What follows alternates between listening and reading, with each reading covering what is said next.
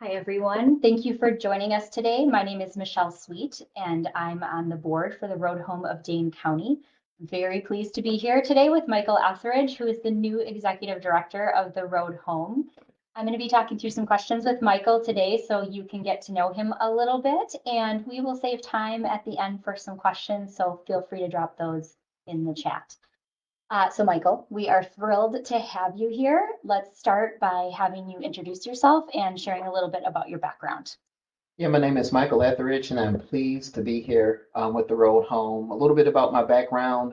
I've been in human services since about 1996, worked with at-risk youth, and then worked in juvenile corrections as well, along with running a few group homes with the IDD community. And now I'm in the homeless sector, so I've worked in just about every population in human services. So. That's a great experience to have. And so what is it about the road homes particularly that brought you to us? Well, I love the road home. Someone reached out to me through LinkedIn and told me about the mission, the road home's history, and the values especially. And that's what really attracted me to the organization, and it's something I knew I needed to be a part of. Great. And why don't you tell us a little bit about your previous experience and how it has prepared you for this position?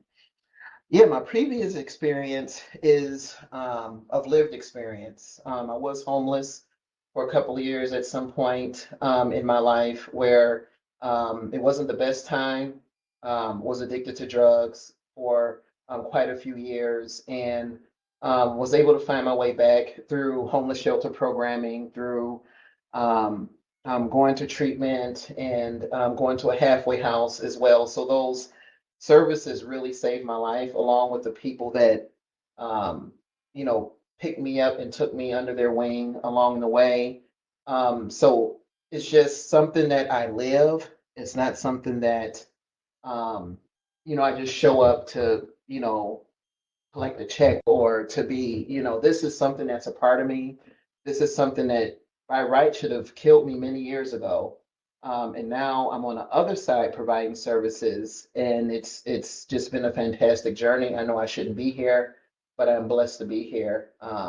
And yeah, so I'm just happy to be here, and that's pretty much my experience. I'm the poster child for what we do. And it's a very unique thing to have your lived experience with your educational background and your experience in nonprofits. So we feel very fortunate to have you. Now that you've stepped into the role, you started early August. Yes. What have been some of your first priorities? Well, my first priorities, what I've loved so far is getting to know all of the team.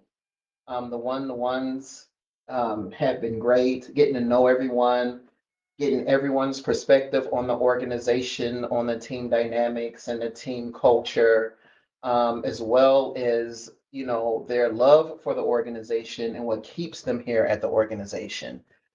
So that's been really great. I'm hoping to get in front of some families and talk to them as well. But just with the leadership team and all of our housing advocates doing such a wonderful job, I've been welcomed here. And big shout out to Kristen, who's just her encyclopedic knowledge of the organization, and to pour that into me is the best onboarding process I can ever ask for, along with support of all the board members. So I really appreciate it.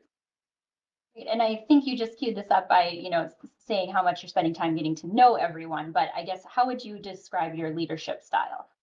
I have a servant leadership style. I really like to, have my boots to the ground with every aspect of the organization. Like I'm the type that would unclog a toilet, or if someone needs me to case manage over at Boston for 2 hours until, or help with at the front desk, I'm willing to do that. I'm not, you know, because of your title, it's not about that. It's just who I am. And so, yeah, just a servant, transformative leader. I just like to be involved and motivate people and take care of the people that serve our families. That's amazing. And I guess extending on that, how important, outside of the organization is it for you to engage the community and the partners for the road home in the type of decision making that you'll be making for the Yeah, road home. it's very, very important. All that encompasses, the birth of a vision, which I don't quite have yet. I'm only in week 8, but definitely the importance of meeting collaborative partners, donors, and just seeing, hearing their perspective on how they view the road home, and just to see how we can keep, those perspectives going and even grow and expand from there. Great. And then you shared a little bit of personal experience already, but do you have a personal story or an experience that has really shaped your approach to nonprofit work? Yeah, so um, I remember a time when I was sleeping in my car. Okay. Um, and um, I had to actually, because man, we don't ask for help. Okay. So, but I had to go and ask for help from our organization. And the person who helped me in this nonprofit, I needed food stamps, and they were able to get me like $76 or something like that so I can get food. And before I left, uh, that person told me um, that that I'm more than who I think I am, and that my time in the position I was in was only temporary, but I needed to do the work. It wasn't just, okay, here, next person in line. They really sat with me. And that was my first bit of what trauma informed care was like without knowing it. So ever since that, that's been the words that I hear every day. And that's when I get discouraged in my work, I remember those words, and it keeps me going. So Thank you for sharing that. And one thing you'll learn about Michael is when he starts sharing his personal experience, you have to learn how to hold back tears or have some Kleenex nearby. So thank you for sharing that. What message would you like to share with our supporters or stakeholders, that may be joining or maybe watching this later as you start this new chapter with us? yeah, I just want to share that the Road Home is an organization that's going to be around for a very long time. We're celebrating 25 years. And to all those who support the Road Home and continue support the Road Home, we invite you to continue that, because we are going to really focus and continue our work at a very high level. And it's just worth it because the impact that we've made on the community, that I've seen that the Road Home has made on the community, I am just so blessed to be a part of that impactful work, and hope to be for the long haul. Great. And I guess my last question is just generally, is there anything else you'd like to add or any closing thoughts you have?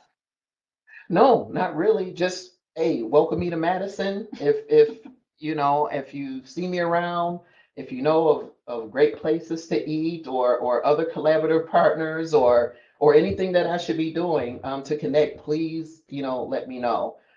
Because the road home is not just a business in the community, it's a legacy. Thank you. And with that, one person you don't see on camera today is Biana. She's the Road Home's communication manager. She's been making sure everything's running smoothly for technology this morning and monitoring questions in the chat. So like I said, if anyone has a question at this point, go ahead and drop it in. And you'll hear Biana's voice here shortly, just letting us know if there's any questions that Michael can answer with his time today. Hi, everyone. Just so you know, you can drop your question in the comments. I've also added a form on the screen, so you can feel free to drop it there too if you want to be more anonymous. So yeah, we'll take a look at some questions that came through for Michael.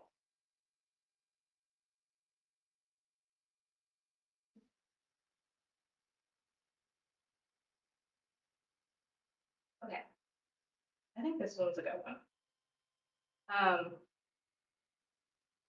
You have a background in music, which is really cool. Have you had a chance to explore Madison's music scene yet? And what's your favorite genre? Oh, that is a good question. Yes. And I did not mention I do have an undergrad in music liberal arts from the University of Wisconsin, Eau Claire. And I played trombone, tuba, and euphonium. And I have not got a chance to explore the music scene. I did a lot of research on it, and I do hope to connect with one of the community bands here and begin to perform with them.